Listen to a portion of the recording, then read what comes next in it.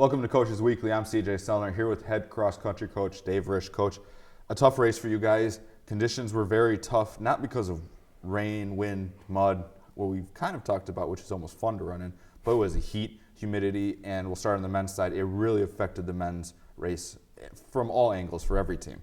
Yeah, it really did.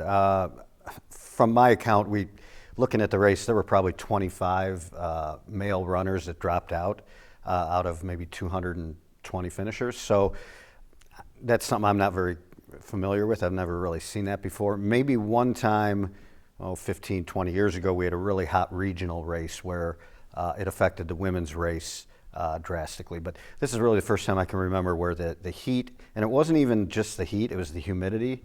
It had rained during the evening and night, and then rained into the morning, and then the sun came out, and it just kind of became a greenhouse.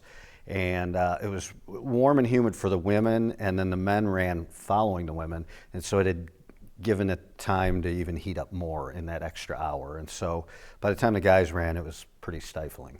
Well, the men's side, there was a few dropouts, but you also talked about that you wanted to see a little bit of the pacing change a little bit, that the way the whole race started off, that you wanted to adjust a little bit moving forward. Yeah, we talk a lot about game plan and sort of having an idea of what you want to accomplish. Because if you go into a race without direction and without an idea of what you want to do, you can really get lost in the shuffle, and you can be running at a pace that's just way too fast or way too slow for you. And so we stress that they should run their pace, and we calculate what that pace should be. And that's something we've worked pretty hard on, but I think some of the younger runners lost sight of that, and that affected their race. They went out noticeably too hard, and on a hot and humid day, it's very hard to get away with that. And especially when you're running 5 miles versus running a 3 mile, you can kind of gut through 3 miles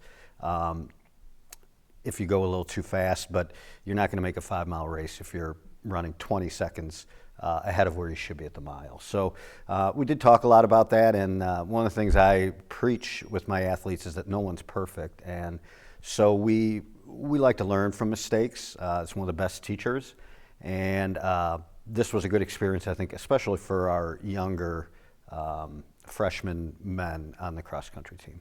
Now we'll move over to the women's side. A name that we haven't said a whole lot this year, Danielle McCormack, finishes 14th overall out of over 200 runners in the total event.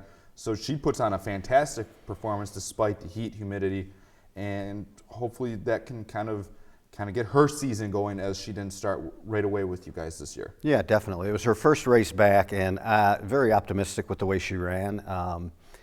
She got off to a good start, kind of positioned herself around 10th place and just kind of held between 10th and 15th place for the whole race. And the heat was still a factor with her, but she handled it better, and I think when I look at the whole field of runners, it probably affected her less than it affected a lot of other runners. So she did run phenomenal. It was a very good first race back. It was her second fastest time ever, and only maybe 26 seconds off of her all-time PR. So for first race back, that's a pretty good stat to have.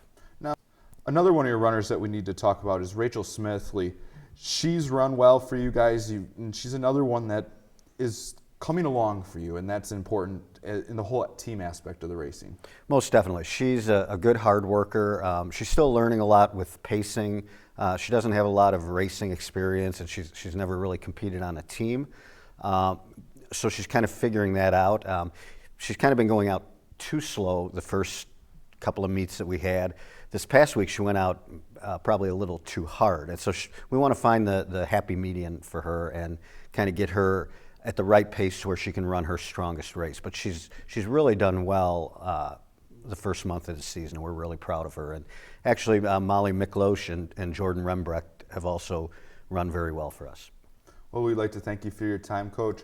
Cougars head down to Kankakee to run again this week. We'll look forward to seeing more times and getting to talk to Coach Dave Risch again next Monday. For head coach Dave Risch, I'm CJ Sellner. Thank you for watching Coaches Weekly.